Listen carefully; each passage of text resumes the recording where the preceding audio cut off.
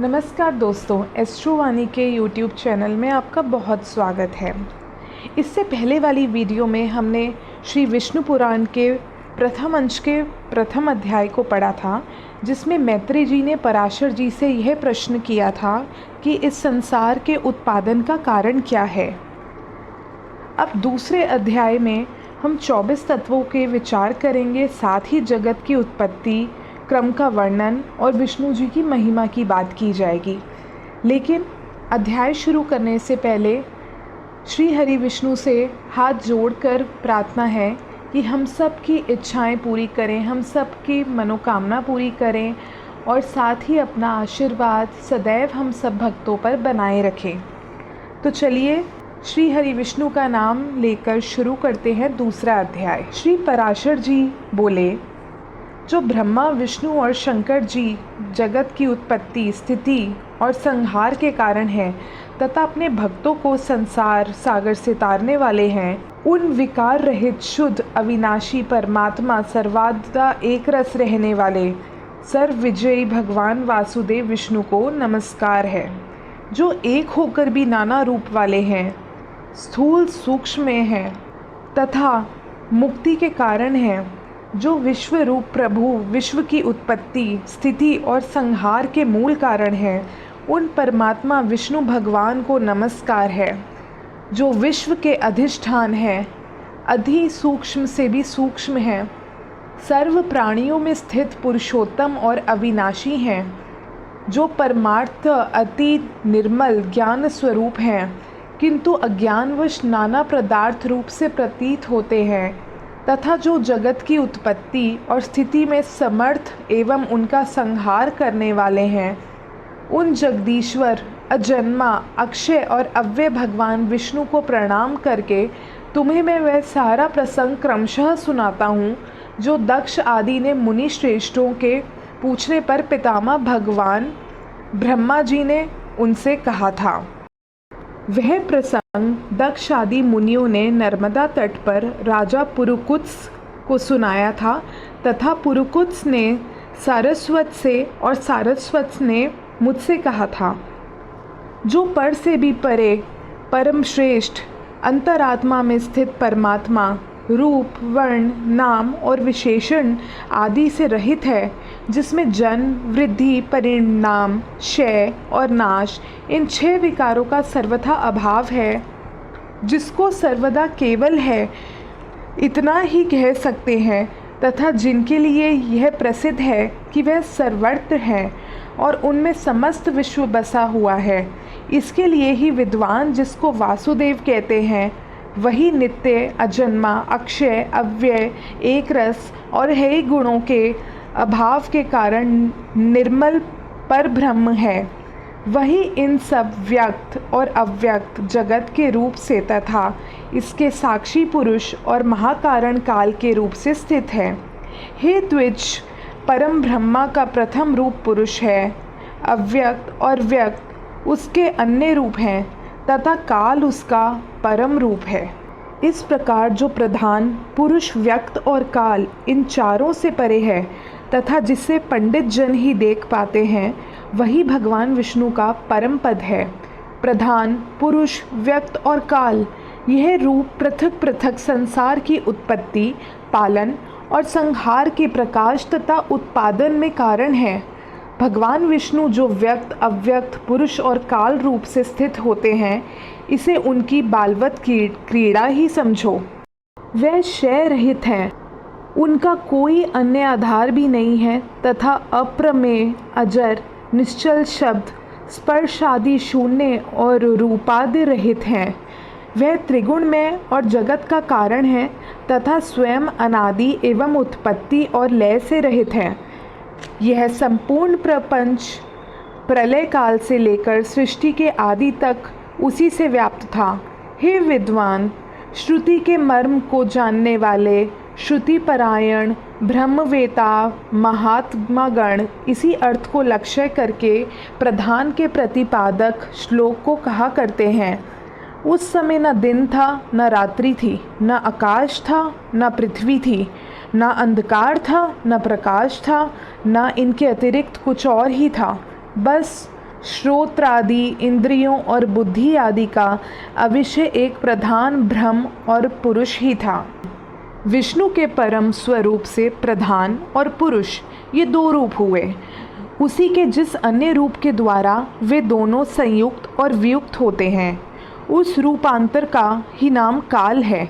बीते हुए प्रलय काल में यह व्यक्त प्रपंच प्रकृति में लीन था, इसलिए प्रपंच के इस प्रलय को प्राकृत प्रलय कहते हैं। हे द्विज, काल रूप भगवान अनादि हैं, उनका कोई अंत नहीं है, इसलिए संसार की उत्पत्ति, स्थिति और प्रलय भी कभी नहीं रुकते, निरंतर होते ही रहते हैं।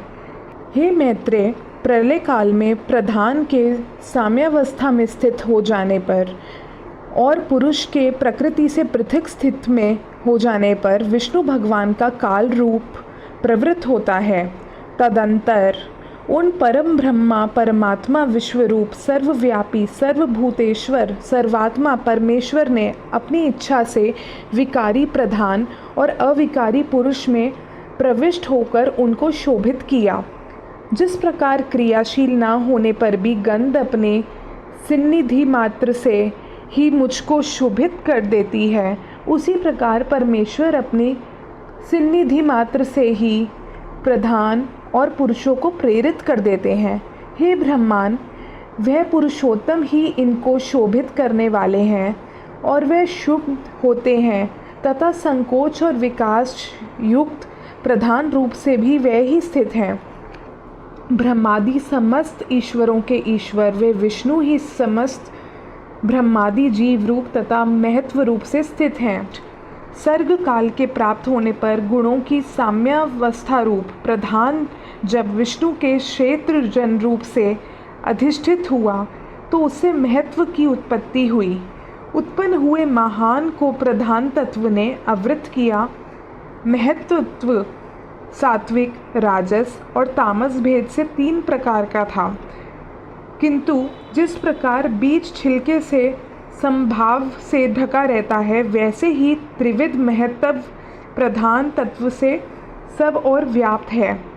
फिर त्रिविध महत्व से ही वैकारिक यानी कि सात्विक, तेजस, राजस और तामस भूतादि 3 प्रकार का अहंकार उत्पन्न हुआ।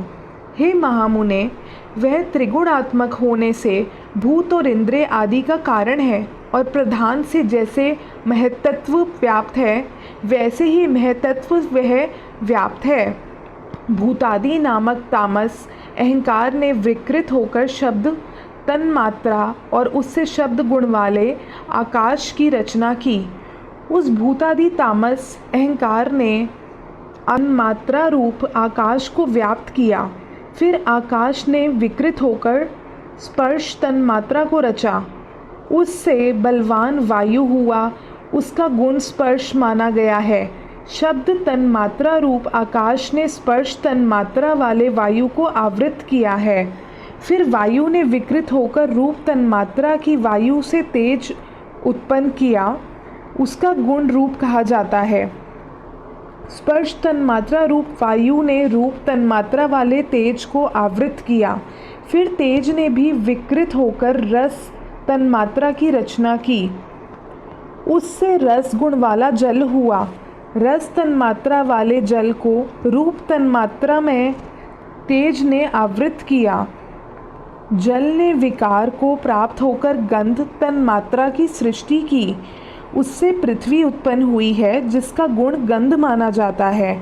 उन आकाश आदि भूतों में तन्मात्रा है, इसलिए वह तन्मात्रा यानी कि गुण रूप ही कहे गए हैं। तन्मात्राओं में विशेष भाव नहीं है, इसलिए उनकी अविशेष संज्ञा है। वह अविशेष तन्मात्राएं शांत, घोर अथवा मूढ़ नहीं है। इस प्रकार तामस अहंकार से यह भूत तन्मात्रा रूप सर्ग हुआ है।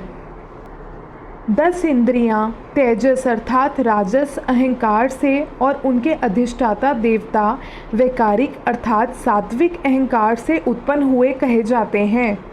इस प्रकार इंद्रियों के अधिष्ठाता 10 देवता और 11वां मन वैकारिक है। हे द्विज, त्वक, चक्षु, नासिका, जिह्वा और श्रोत्र ये पांचों बुद्धि की सहायता से शब्दादि विषयों को ग्रहण करने वाली 5 ज्ञानेंद्रियां हैं। हे मैत्रेय, पायु, उपस्थ, हस्त, पाद और वाक ये 5 कर्मेंद्रियां हैं। इनके कर्म, त्याग, शिल्प, गति और वचन बतलाए जाते हैं। आकाश, वायु, तेज, जल और पृथ्वी ये पांचों भूत उत्तरोत्तर शब्द, स्पर्श आदि 5 गुणों से युक्त हैं। यह पांचों भूत शांत, घोर और मूढ़ हैं, अतः ये विशेष कहलाते हैं। इन भूतों में पृथक पृथक नाना शक्तियां हैं, अतः वे परस्पर पूर्णतया मिले बिना संसार की रचना नहीं कर सके।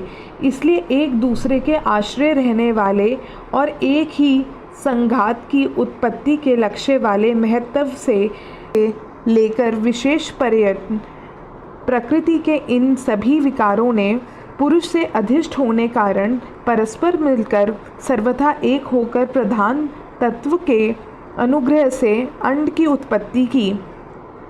हे महाबुद्धे, जल के बुलबुले के समान क्रमशः भूतों से बड़ा हुआ ये गोलाकार और जल पर स्थित महान अंड ब्रह्मांड, जिसे हिरण्यगर्भ माना जाता है, रूप विष्णु का अति उत्तम प्राकृत आधार हुआ। उसमें वह अव्यक्त स्वरूप जगतपति विष्णु व्यक्त हिरण्यगर्भ रूप से स्वयं ही विराजमान हुए।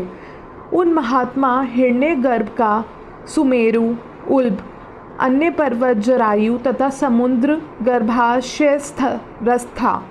हे विप्र, उस अंड में ही पर्वत, दीप आदि के सहित समुद्र, ग्रह गण के सहित संपूर्ण लोक था। देव, असुर, मनुष्य आदि विविध प्राणी वर्ग प्रकट हुए। वह अंड पूर्व की अपेक्षा 10-10 गुण अधिक जल, अग्नि, वायु, आकाश और भूत आदि अर्थात तामस अहंकार से आवृत है तथा भूत आदि महत्व से घिरा हुआ है, और इन सब के सहित वह महत्त्व भी अव्यक्त प्रधान से आवृत है। इस प्रकार जैसे नारियल के फल का भीतरी बीज बाहर से कितना ही छिलकों से ढका है, वैसे ही वह अंड इन 7 प्रकृत आवरणों से घिरा हुआ है। उनमें स्थित हुए स्वयं विश्वेश्वर भगवान विष्णु ब्रह्मा होकर रजोगुण का आश्रय लेकर इस संसार की रचना में प्रवृत्त होते हैं तथा रचना को जाने पर सत्वगुण विशिष्ट अतुल पराक्रमी भगवान विष्णु उसका कल्पांत युग युग में पालन करते हैं। हे मैत्रेय, फिर कल्प का अंत होने पर अति दारुण तमहा प्रधान रुद्र रूप धारण कर वे जनार्दन विष्णु ही समस्त भूतों का भक्षण कर लेते हैं। इस प्रकार समस्त भूतों का भक्षण कर संसार को जलमय करके वह परमेश्वर शेष शैया पर शयन करते हैं। जगने पर ब्रह्म रूप होकर वे फिर जगत की रचना करते हैं। वह एक ही भगवान जनार्दन जगत की सृष्टि, स्थिति और संहार के लिए ब्रह्मा, विष्णु और शिव इन 3 संज्ञाओं को धारण कर लेते हैं। वह प्रभु विष्णु ब्रह्मा होकर अपनी ही सृष्टि करते हैं, पालक विष्णु होकर पाल्य रूप अपना ही पालन करते हैं और अंत में स्वयं ही संहारक यानी शिव तथा स्वयं ही लीन होते हैं। पृथ्वी, जल, तेज, वायु और आकाश तथा समस्त इंद्रियां और अंतःकरण आदि जितना जगत है सब पुरुष रूप है, और क्योंकि वह अव्यय विष्णु ही विश्व रूप और सब भूतों के अंतरात्मा है, इसलिए ब्रह्मादि प्राणियों में स्थित सर्गादिक भी उनके ही उपकारक हैं। वह सर्वस्वरूप, श्रेष्ठ, वरदायक और वरण्य भगवान विष्णु ही ब्रह्मा आदि अवस्थाओं द्वारा रचने वाले हैं। वह ही रचे जाते हैं, वह ही पालते हैं, वह ही पालित होते हैं तथा वह ही संहार करते हैं। दोस्तों, यहाँ पे दूसरा अध्याय समाप्त होता है। इस अध्याय में बहुत जगह तन्मात्रा शब्द का उपयोग किया गया है, जिसका मतलब होता है गुण रूप। तीसरे अध्याय में हम ब्रह्मा आदि की आयु और काल के स्वरूप का वर्णन करेंगे। अगर आपको वीडियो अच्छी लगी हो तो हमारे चैनल को सब्सक्राइब करें और वीडियो को लाइक करें।